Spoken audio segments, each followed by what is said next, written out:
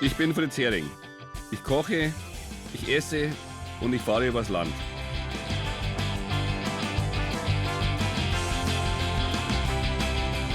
Ich mag Neues entdecken und staune über die Vielfalt im Herzen Bayerns. Wenn ich nicht koche, treffe ich Menschen, die hier heimisch geworden sind und komme gerne zu ihren Festen.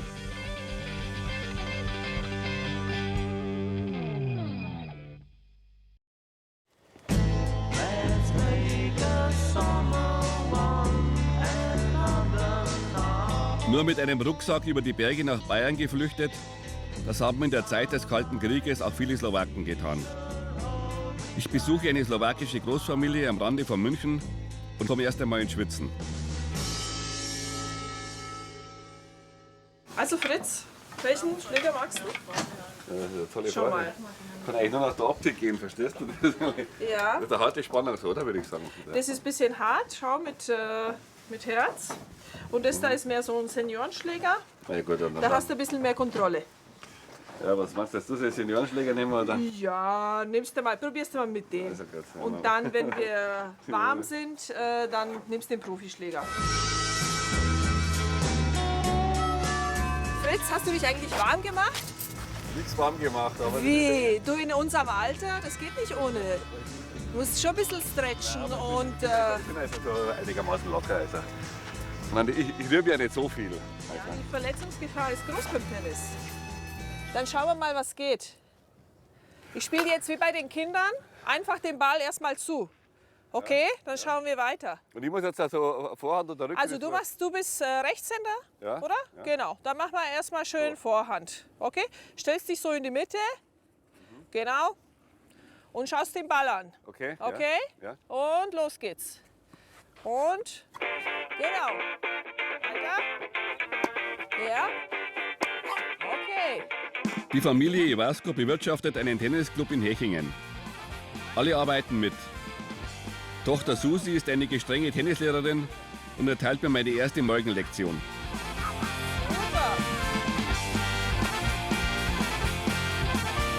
Das erst seit gestern war, der Kühlschrank steht schon ewig lang. Und man sitzt am Sofa, da ist Bier, es geht die Frau davon. Und das wieder besser läuft, wer da draußen Himmel kauft, weil morgen wieder Weinfest ist. Und da geht was, das ist gewiss. Und es fängt da super an, sofort hängt der Mann nicht dran, bloß dass er Russin an Rotwein den Vertrag. Wow, krasse Geschichte hier. Hi Luca. Hi, grüß dich. Das ist mein Sohn. Eigentlich sollte er mit dir das machen, Aber aber er hat sich verletzt, hatte eine kleine OP. bist du wieder fit, oder? Ja, geht so. Darf keinen Sport machen. Aber du spielst auch viel Tennis, Ja, ja? ja. Regelmäßig. Spielt sehr gut Tennis. Besser wie du? Ja, auf jeden Fall. Ehrlich? Welten, Galaxien. Ehrlich? Ja. Wie alt bist du? Ich bin 16. Und du möchtest auch später mal da einsteigen, oder? In die Firma? Ja, also, Ja klar, bietet sich ja an, ich meine. ja, bietet sich an, auf jeden Fall. Wenn du da Tennis spielst, ich meine, ist das schon eine feine Ja. Sache. Wenn du jetzt sagst, die dann lieber kochen, ja, dann war es vielleicht nicht so toll, oder? Ja, ich weiß noch nicht genau. Ein schönes Trikot hast. Ja, das ist von deinem Opa, ne? Eishockey ist das, gell? Cooler Sport, finde ich. Eishockey ist heftig. Ja. Da seid ihr ja bekannt, die Slowaken, oder? Für Eishockey, Ja, das ist wir ja waren eigentlich... sogar mal Weltmeister. Ja, Hallo? nein, das ist auch... Da hat man immer so, aber du, das behält man im Kopf, das ist, was Sport ausmacht. Ja? So in Slowakei, da weiß man vielleicht nicht so viel, ja? Aber Eishockey, klar. Ja. Ne? Die Trikots kennt man auch und so. Also, so Eishockey, Fußball, Tennis, das sind schon so diese Sportarten, die die Welt zusammenhalten, mehr oder weniger. Ne? Genau. Das muss man einfach sagen. Ja, klar. Ja. Und das Allerwichtigste natürlich ist Essen dann natürlich. Ne? Weil ohne Genau, Essen gibt es keinen Sport und keine Musik. Gemütliche. Ihr kocht ja heute noch was, oder? Ja. Ja, wir kochen jeden Tag etwas, würde ich sagen. Das sowieso. Die Zirkuskinder sind ja da. Die müssen ja auch was essen. Ja, okay. Dann schauen wir mal in die Küche nachher noch. Ja, okay, schön. Servus. Ist auf alle Fälle einfacher bei Tennis spielen, gell?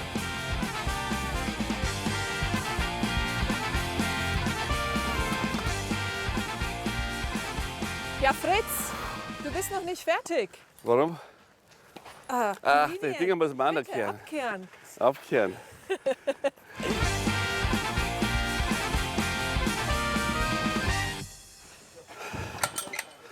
Match is over, oder?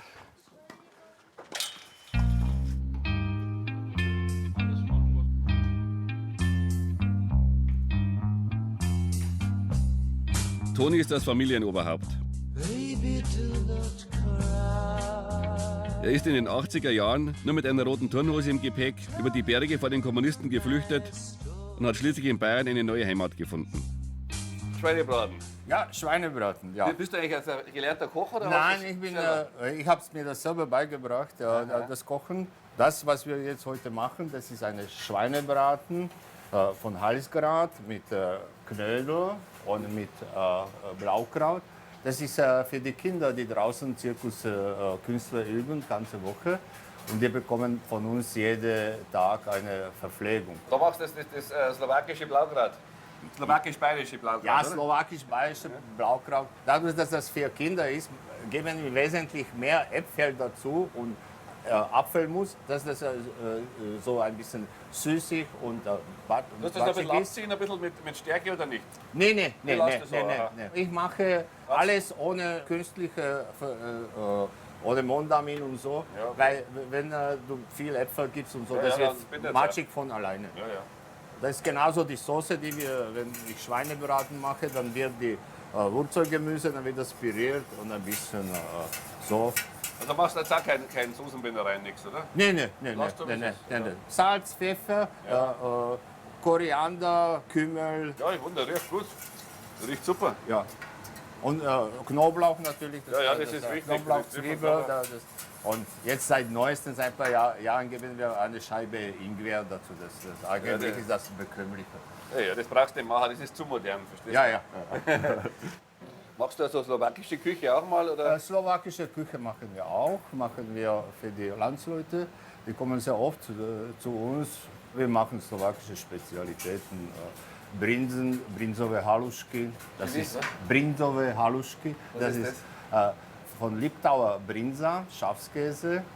Und dann die Halušky, das sind Spätzle. Die werden gemacht halb Mehl und halb Kartoffel und dann mit Speck.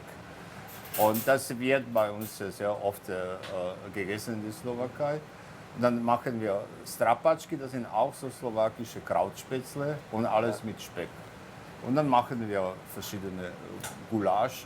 Was ist das slowakische Gulasch? Was ist da das typische? Slowakische Gulasch ist typisch, es ist ein bisschen scharf und typisch sind die Serviettenknödel. Also man isst das mit Serviettenknödel. Und die hast du jetzt vorgekocht und nicht so dass Das habe ich vorgekocht in meinen Ofen. Jetzt im kalten Zustand schneide ich auch die mundgerechte klar. Stücke für die kleinen Kinder. Und die bekommen das dann draußen in einem Biergarten zum Essen. Wie lange bist du jetzt eigentlich schon da in Deutschland? Ich bin das ist in ein Riesending, was du da hast. Ich bin in Deutschland seit 1984. Ich war politischer Flüchtling. Ich bin über Jugoslawien, über Berg nach Deutschland geflüchtet. Warst du politisch engagiert? Oder? Ja, ich war in der Slowakei ein bisschen politisch engagiert. Aber damals war das so, meine Verwandten leben alle im Ausland. Wir haben immer Druck gehabt von dem damaligen kommunistischen Regime. Wir dürfen nicht ausreisen, mit Studium war problematisch. Und dann eines Jahres, also 1984, ist uns gelungen, nach Deutschland zu kommen. Meine Frau hat mit Kinderausnahmegenehmigung bekommen zum Ausreisen nach Deutschland. Und ich sollte zu Hause als Pfand bleiben. Aber ich bin über Jugoslawien, über Kranjska Gora nach Villach geflüchtet nach Österreich. An der Grenze am Salzburg habe ich Antrag gestellt auf Asyl. Dann waren wir ein Jahr in Asylantenheim. Dann haben Ein Jahr warst du da? Ein Jahr in Asylantenheim. Und dann haben wir etwas gesucht, wovon wir leben können. Und dann hat meine Frau die Idee gehabt, sie kochte gerne, dann machen wir eine Gaststätte auf.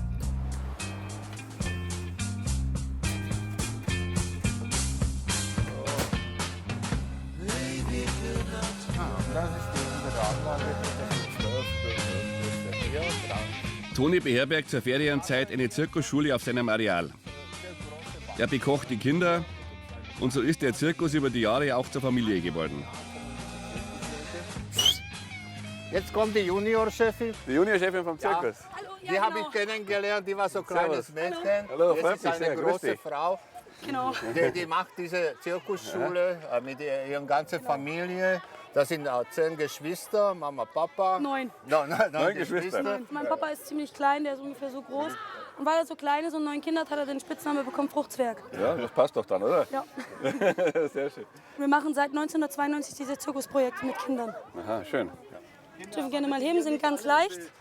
Ich selber jongliere schon seit 10 Jahren, bin aber immer noch nicht perfekt. Also bei mir fehlt es immer noch an ein paar Sachen. Das ist aber cool, da, Mann. Hey. Ja, man lernt alles mit der Zeit. Ich war 6 Jahre alt, da habe ich mich das erste Mal dafür interessiert. Kannst du das mit Fackeln auch, oder? Mit Fackeln kann ich es auch, ich habe auch welche da. Ja, nein, das reicht schon so, aber Wahnsinn. Da. Und das lernen auch die Kinder bei uns. Super, toll, sehr schön. Ja, Aber nicht draufhauen, die sind Holzkeulen, die tun sehr weh. Ja, das geht nicht mehr. So. Das reicht aber schon, oder? Also mit 3 geht's nicht. Da.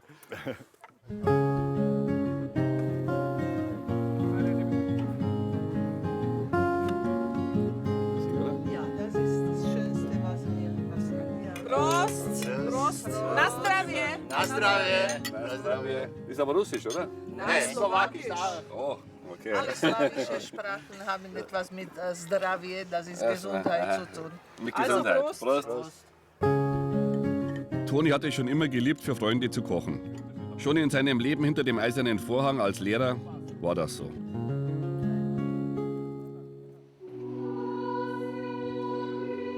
Auslandsslowaken sind sehr traditionsbewusst. Ich besuche ihre Gemeinde in der Ludwigsvorstadt. Herr Pfarrer, schönen guten Morgen. Grüß Gott. Freut mich, dass wir da sein dürfen. Heute ist praktisch das slowakische Kirchweihfest. Wir feiern 7 schmerzhafte Mutter Gottes, die ist Patronin der ganzen Slowakei und auch für die Slowaken in ganzer Welt praktisch. Und sie ist zugleich Patronin auch unserer slowakischen katholischen Gemeinde in München.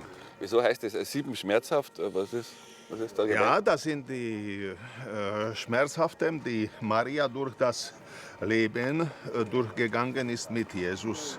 Praktisch vom Simeon Prophezeiung bis zum Grabe also. Aber das gibt es jetzt ja bei uns, also im Deutschen Bei nicht, uns oder? in Bayern gibt es nur schmerzhafte Mutter Gottes. Ja, so haben wir hier die Slowaken, die slowakische katholische Gemeinde, als Patronin gewählt, eben 7 schmerzhafte Mutter Gottes. Und bei uns in Slowakei wird das Fest gefeiert am 15. September. So sind wir da auch, wir Slowaken auch in München. Wie viele Slowaken gibt es in München, wissen Sie das? Katholische gibt es ungefähr um 8.000. Im ganzen Bayern sind 20.000 Slowaken, vielleicht auch mehr. Natürlich, wir machen das alles wie in jeder katholischen Gemeinde. Also ich begleite die Leute spirituell geistlich als Pfarrer. Okay. Vom Geburt bis zum Himmelfahrt. So ist Oder das in richtig. himmlische Jerusalem. So muss es sein. Anima Christi sanctificame, Corpus Christi salvame. Stačí? Dobre. 62% aller Slowaken sind römisch-katholisch. Ihr Glaube ist auch ein Ausdruck ihres Nationalstolzes. Im Pfarrer Maslaks Kirche halten die Neubayern so die Verbindung zu ihrer alten Heimat.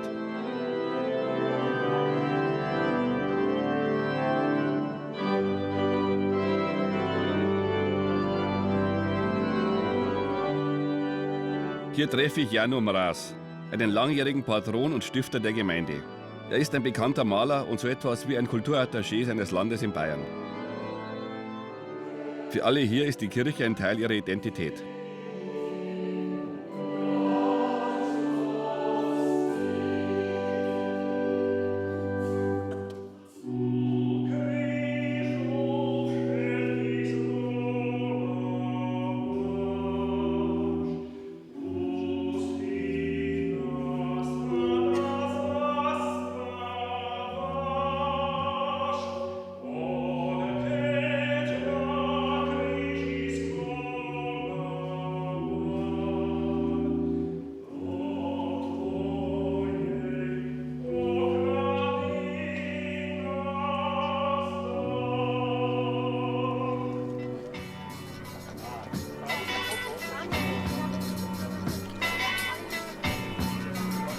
Slowakische Tradition ist es, nach dem Gottesdienst gemeinsam zu essen. Doch erst gibt es Borowinka für alle. Einen Schnaps aus Wacholderbeeren.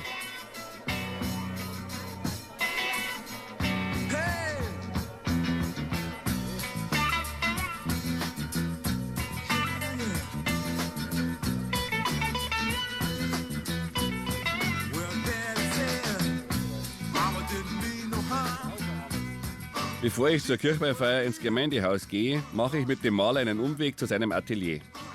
Auch Jano ist vor den Kommunisten geflüchtet. Das war damals im Prager Frühling, der eigentlich in Bratislava, also in der Slowakei, seinen Ursprung hatte.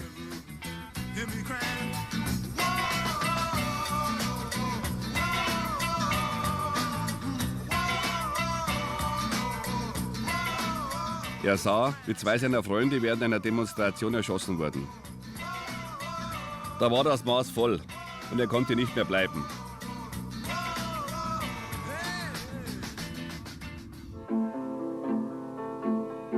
Jano war schon in der Tschechoslowakei ein angesehener Künstler. Hier in Bayern fing er von Null an. In seiner Kunst verarbeitet er sowohl die Gräuel des Kommunismus als auch sein Heimweh.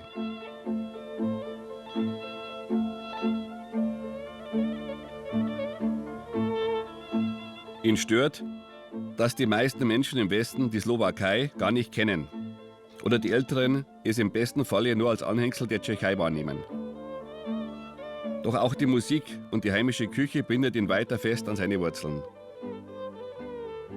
So hast du gemacht, so wie Spätzleteig ist das, oder? Ja, ja, ganz genau. Wie Spätzle, oder? Aber Ja, bei uns heißt das Nockerle. Nockerli, hast du da Eier auch drin, oder? Ja, selbstverständlich. Aha. 2. 2, aha. Und was hast Aber du ohne da? Rezept, nur so. Also machst du aus dem Bauch raus. Ich habe kein Kochbuch. Und wie machst du die auch so mit der Reibe dann ins heiße Wasser, oder? Ja. Nicht? Ja. Ich habe schon sowas. Hast du sowas, oder? Das sieht dann aus wie... Ja, das muss schneller gehen. Aha. Ja, das muss schneller gehen. Mhm. Und das gibt es dann zu dem Gulasch, oder wie? Ja, so Ansatz wie Gulasch, ja. Ja, okay. Das ist aber Putenfleisch, nicht Schweine. Aber kann man auch mit Schwein machen, oder? Ja, sicher, aber falls sie eine Mohammedaner ist, ne? Ja, nee, das ist... Achso, und dann kommt hier nochmal Joghurt rein, oder? Dann kommt Joghurt rein, ja. Aha, also das nochmal aufkochen lassen, Joghurt rein. Das ist dann praktisch so dieser Geheimtipp da. Das machen die Russen mit Smetana auch. Ja, Smotana heißt auch bei uns. Also, ja. Aber Smotana ist zu fett. Und Ja, dann musst du auf die Linie. ich habe Eiwar reingemacht. Was? Eiwar, kennst du Eiwar? Na, was ist das? Das ist von Jugoslawien, so Paprika. Das ist dieser Eimer, jetzt weiß ich schon. Ja, dieser ganz scharfe Paprika auch. Ja. Und dann machst du die Spätzle dazu? Ja, und fertig.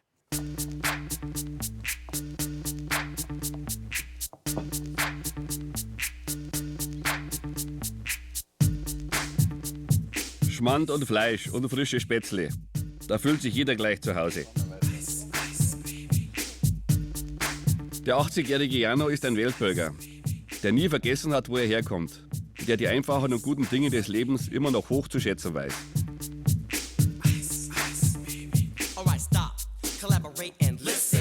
I sit back with my brand new invention. Something grabs a hold of me tightly, flow like a harpoon daily and nightly. Will it ever stop? Yo, I don't know. Turn off the lights and I'll glow. To the extreme, I rock a mic like a vandal. Light up a stage and wax a chump like a candle.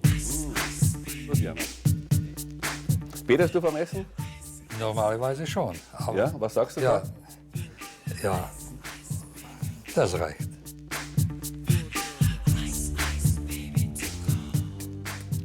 Wunderbar, Ja? wunderbar. Das ist ein ganz anderer Geschmack. Ja, wenn du das sagst. Du, dann Doch, schmeckt mir sehr gut. Das sind also so Märchen, hast du gesagt, so Märchenmotive, oder? Ja, aber wie ich dazu kam, als wir geflüchtet sind, 68, dann haben wir Heimweh gehabt. Alle. Das haben alle Flüchtlinge. Das ist auch... Ja, das ist auch begreiflich. Ja. Und dann habe ich irgendwie eine Idee gehabt und ich habe angefangen, so slowakische Dinge zu malen. Das sind auch zum Beispiel diese Lithografien da. Und das war für mich ein Penicillin. Plötzlich war ich gesund, kein Heimweh. Ja, ist schon klar, wenn man das als Künstler so ausdrückt. Und dann habe ich irgendwie begriffen, dass ich auch meinen Landsleuten helfen soll. Und deswegen habe ich zum Beispiel die Lithografien gemacht Und das hieß damals ein Stück deine Heimat für dein Heim. Und ich habe das auch angeboten und die Leute haben es auch gekauft und das hat geholfen. Das bist du selber, oder? Hier? Ja, Hast du das selber gemacht, oder? ja, mit der Geige, ja. Ja. Und die Büste auch, oder? Das ist Ja, das ist auch. Aber das ist nicht Selbstporträt. Die Büste, ja. Die Büste, das ist von meinem Freund, das war der absolut beste slowakische Bildhauer. Und der hat wahnsinnige Sachen gemacht. Und die Sachen leben von der Handschrift, das ist Wahnsinn. Aber in der Slowakei begreifen die Leute das nicht, weil die wollen irgendwie modern werden. Ja gut. Hast du das selber gemacht, oder? Nein, um Gottes Willen, das kann ich nicht. Das ist fantastisch, wie die Sache von der Handschrift lebt. Jede Berührung spricht Bände, das ist ein Wahnsinn. Ne? Ja, das ist von dem gleichen Bildhauer, Wie der, wo die Büste gemacht hat. wie der Büste gemacht hat. Das sah super aus, ja. Ja, und die Hände, das ist so wie ein gefallener Vogel, ne? So eine Fliege. Wunderschön. Sehr, sehr schön. Ja, ja. Was ist denn das hier eigentlich da? Ach so, ja, das ist ein Hilfsmittel für die alten Männer. Wieso? Ja, wenn du schon den Wackel hast, Aber was machst du dann da? na dann, schau mal, dann lege ich das so hin, nehme ich den Pinsel und pieke ich ganz genau ins Auge. Weißt du, weil normalerweise, wenn du... Achso, das ist, wenn du einen Wackler hast. Ja, ja. Da zum Beispiel, das ist die einzige illustrierte Ausgabe des Solzhenitsyn Archipel Gulag. Aha. Und ich habe das damals gemacht. Das schaut aber ziemlich düster aus. Das Ja, Ganze. ja, no, der Archipel Gulag. Ja, ist schon klar. Das war düsterer als düster, ne? Ja. Es ist halt schon so, gell, wenn man halt einfach fliehen muss oder abhauen muss, ich meine, da ist ja schon einiges passiert dann, oder? Sonst macht man das ja nicht. Ja, das muss man aber das Ganze sehen. 66, irgendwie hat das in Bratislava angefangen mit einer Zeitschrift, das hieß Kulturny Život. Und da irgendwie haben sie die Slowaken dann gegen diese tschechische Übermacht oder weiß ich nicht was, irgendwie gewehrt. Das war dann irgendwie so eine Welle. Für uns war das ein Frühling. Ne? Und dann haben die Prager das übernommen und verkauft als Prager Frühling. Ne? Und dann kam die Okkupation und ich habe in Bratislava gesehen, direkt von meinen Augen sind 3 Leute erschossen auf verschiedenen Stellen in der Stadt. Und dann habe ich gesagt, na. Hast du das mal bereut, dass du weg bist? Oder? Na, nie im Leben. Und wolltest du einmal zurück, aber du hast ja gesagt, du hast daheim weh auch oder so, dass du sagst, Mensch, jetzt. Das ist etwas anderes. Also, aber meine alten Tage, jetzt gehe ich wieder. Nein, das ist zu weit weg, oder? Nein. Wir sind hier anders geworden. Ich bin plötzlich Mensch geworden. Was hast du denn da drin? Ja, siehst du, das ist auch so eine slowakische Spezialität. Das ist eine Hirtenflöte, die in der Mittelslowakei gespielt wird. Damals, als ich die Folkloregruppe gegründet habe, und die haben nur einen Tanz gehabt, das war in Ordnung. Wir sind damals über die verschiedenen Altersheime gegangen und haben dort irgendwie Programm für die alten Leute gemacht. Kaffee und Kuchen haben wir bekommen. Eine Uniform an, oder? Ja, und Trachten und so weiter. Und dann haben die dann 2 Tänze gehabt. Und dann hat die Choreografin gesagt, ja, aber jetzt musst du etwas machen, bis wir uns umziehen. Ja. Und dann, ich habe noch nie auf einem Instrument gespielt, und dann habe ich das besorgt. Ja, Ist das schwer, oder? Zu spielen? Ja, und vor allem, man braucht Puste. Und jetzt ist schon mit meiner Puste vorbei. Aber kannst du noch spielen, ne? Ein bisschen, ja.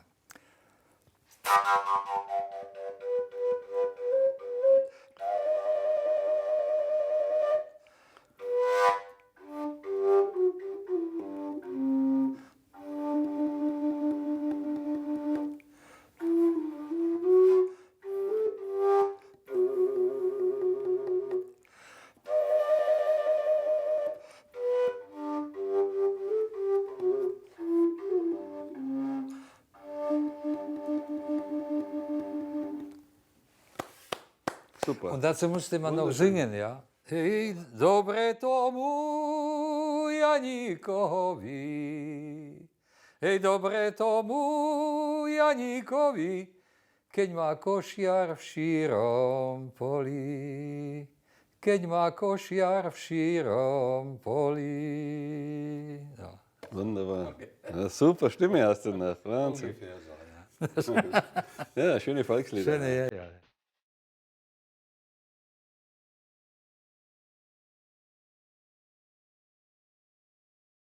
Ich hätte Janos Spiel auf der Fujara, der slowakischen Hirtenflöte, noch gerne länger gelauscht. Aber ich werde schon auf der Gemeindefeier erwartet.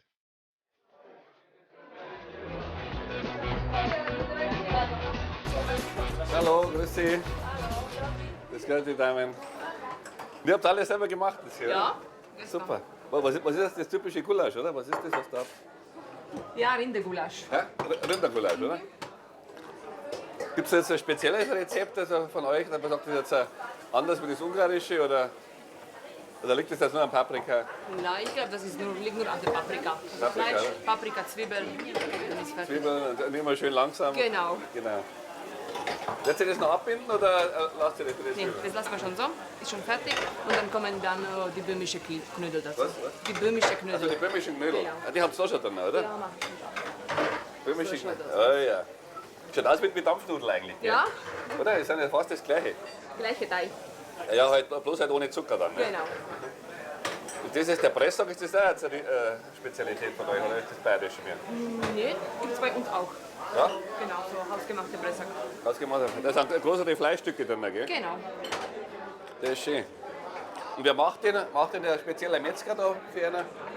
Oh, das haben wir von unserem Fahrer bekommen. Also, Was habt ihr da unten noch drin? Was ist das da? Fleischpflanzen, oder? Ja? Was ist das drunter? Reiberdeitschi, oder? genau. Hä? Ja. Also so gesehen ist also die bayerische Küche, die trefft wie anders wie eure, oder? Ein bisschen ähnlicher, ja. Otcu i Synovi i Duchu Svetému, ako bolo na počiatku, tak nech je i teraz, i vždycky, i na veky vekov. Amen. Mene Otca i Syna i Ducha Svätého. Otvor nám svoje Štedré dlane, zrejme ťa ku našemu stolu prisadni, budeme jesť spolu.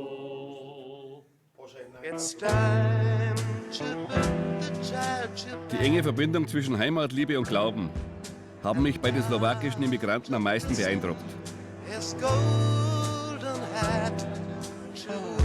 Selbst diejenigen, die schon hier geboren wurden, vereinen ihre bayerische und ihre slowakische Identität gleichermaßen in ihrem Herzen.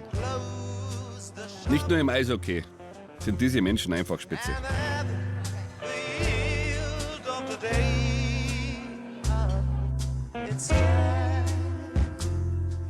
It's time.